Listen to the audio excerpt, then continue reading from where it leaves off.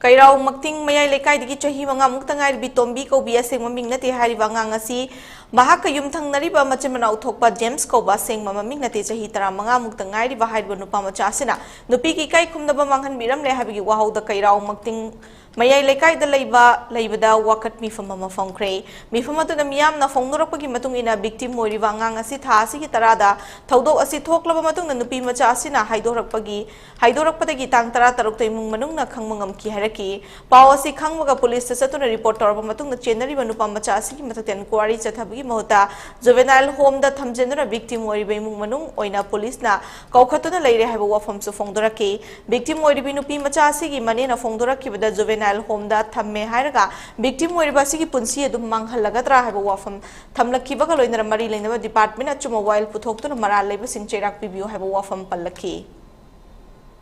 Ako'y wakat sakre hanna police ki may kay dagisu mo na kay gumba mata inquiry amata sukumbirak tre ako'y na kamay na tawrige sa mga haktangay ba nga sida rep tawre haraga ako'y moy da report tawre